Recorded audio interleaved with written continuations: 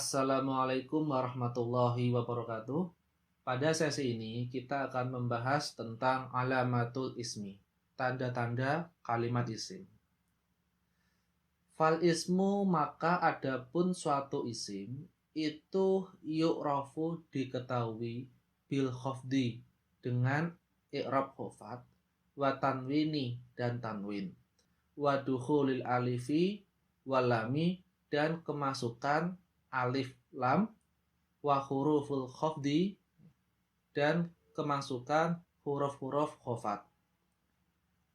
Wahia adapun huruf-huruf khafat itu huruf min, wa ila dan ila, wa an dan an, wa ala dan ala, wa fi dan fi, wa rubba dan rubba, wal ba dan ba, wal kafu dan kaf, wal lamu dan lam, wa huruful qasami dan huruf-huruf qasam, wahia dan adapun huruf qasam itu al-wawu, wawu, wal ba'u dan ba, wa ta'u dan ta.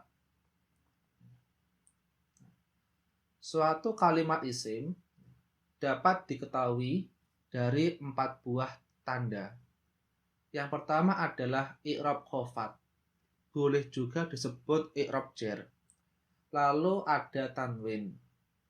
Kemudian kemasukan alif lam. Dan yang terakhir dapat kemasukan huruf khafat atau huruf jar.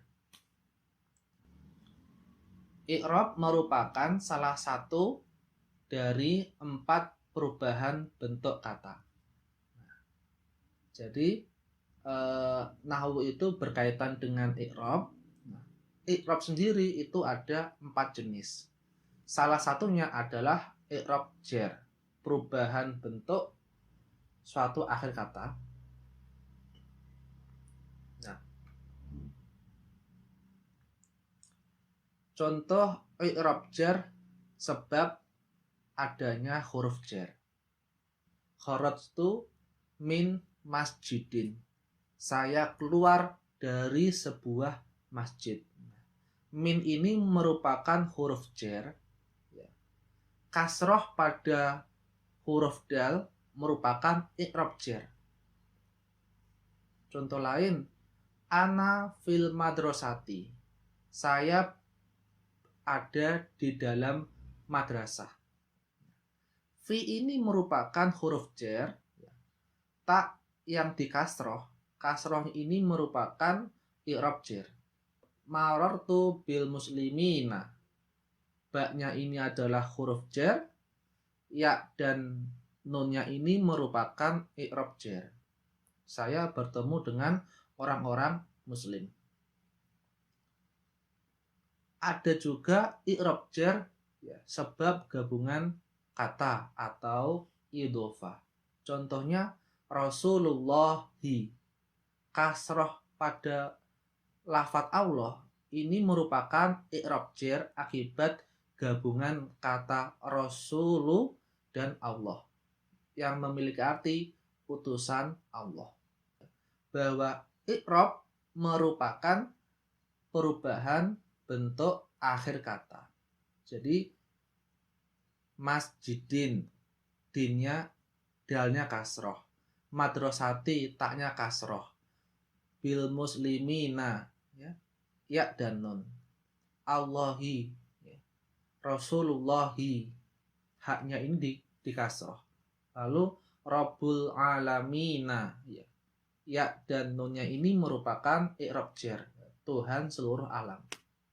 Jadi hanya fokus pada perubahan bentuk akhir kata. Ada juga i'rab jar sebab tabi. Contohnya as-sholatu ala rasulillahi Muhammadin. Rasulillah, lam di sini di kasroh dikarenakan ada huruf ala. Muhammadin di kasroh karena tabi. Tabi artinya mengikuti. Jadi Muhammadin dalnya di kasroh karena mengikuti eh, harokat pada Rasulillah, huruf lam ini bersolawat kepada Rasulullah. Lalu amantu billahi wal yaumil akhiri. Lafaz Allah dibaca kasroh. Kasroh ini merupakan i'rab jar dikarenakan huruf jar ba. Wal yaumil akhiri, dan hari akhir.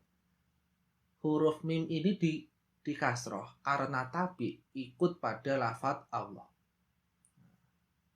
Jadi i'rab jar berkaitan dengan akhir suatu kata.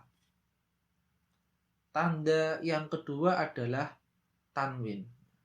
Suatu kata apabila memiliki tanwin, maka dapat dipastikan kata tersebut termasuk isim, termasuk kata benda. Contohnya mistorotun, ada domah tanwin, artinya penggaris. Hindun, zaidun, kursiyun, kolamun, ingsanun. Semua yang ada tanwin, baik domah tanwin, kasroh tanwin, atau mungkin fathah tanwin, itu merupakan tanda-tanda kalimat isim.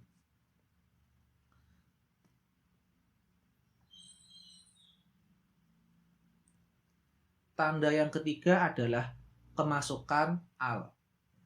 Apabila suatu kata kemasukan atau ketambahan huruf al, alif dan lam ini, maka kata tersebut termasuk isim, lalu tanwinnya dihilangkan.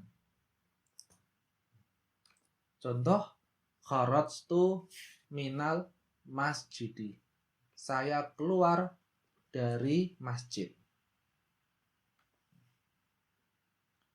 Ana fil madrasati. Saya berada di dalam madrasah. Marartu bil muslimin. Rasulillah. Jadi huruf alif dan lam pada lafaz al-masjidi menandakan bahwa masjidi ini merupakan isim. Al-muslimina merupakan isim karena ada alif dan al. Alif dan lam. Rasulullahi juga merupakan isim karena ada al. Al-alamina juga merupakan isim karena ada al. Al-karimi juga isim karena al.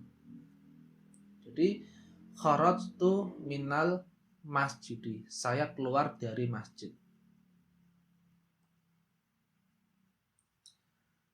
Al ya. Al disebut sebagai al-ma'rifah yang berfungsi mengubah bentuk kata umum menjadi suatu kata yang spesifik. Fungsi al kurang lebih seperti halnya the dalam bahasa Inggris. Contohnya, I see a book. Ra'aitu kitaban. Saya melihat sebuah buku. Buku ini buku yang bersifat umum. Namun apabila kita memakai the atau al, I see the book. Ra'aitul kitaba. Saya melihat buku itu. Al-kitabah. Artinya suatu kitab yang spesifik, yang tertentu. Contoh lagi, a boy comes. Ja'a gulamun. Artinya seorang anak telah datang. Anak yang seperti apa? Anak yang bagaimana? Anak siapa? Itu merupakan bentuk kata umum. Apabila kita memakai the atau al, the boy comes. Ja'a al-gulamu. Anak itu telah datang. Jadi sudah spesifik. Ini adalah fungsi al. Ya. Lalu tanda isim yang terakhir adalah dapat kemasukan huruf khofat. Huruf khofat merupakan huruf yang menjadi amil, penyebab perubahan akhir kata mengikuti i'rab khofat. Jadi huruf jar ini merupakan salah satu yang menjadikan suatu kata itu memiliki i'rab khofat. Macam-macam huruf jar antara lain. Yang pertama huruf min. Min ini artinya dari atau asal. Contohnya kharajtu minal masjidi. Saya keluar dari masjid. Lalu ila artinya kepada. Dhahabtu ilal masjidi. Saya pergi ke masjid. Lalu an ya, memiliki arti an sama seperti min juga bisa. Juga memiliki arti tentang. Contohnya sa'altu anil Islam. Saya bertanya tentang Islam. Ala memiliki arti di atas, contohnya al-kitabu ala maktabin. Kitab itu di atas meja. Fi, ya, jalastu fil masjidi. Saya duduk di dalam masjid. Nah, jadi fi-nya ini merupakan huruf jar, ya. Kasroh pada lafadz dal masjidi merupakan i'rab jarnya. Contoh lain, rubba artinya terkadang. Rubba zaidin hakimun. Terkadang Zaid sangat bijak. Rubba merupakan huruf jar, zaidin ya, kasroh pada kasroh pada lafadz zaidin merupakan i'rab jar. Contoh lain, memiliki arti dengan katabtu biqalamin. Saya menulis dengan pena. Kaf ya, memiliki arti seperti anta kabadrin. Kamu bagaikan purnama. Jadi kaf ini memiliki arti seperti. Badrin artinya purnama. Kasroh pada lafadz badrin merupakan i'rab jar. Lam memiliki arti milik. Contohnya al-malu liyatimin. Nah, lamnya ini merupakan huruf jar, yatimin kasroh pada huruf min merupakan i'rab jar.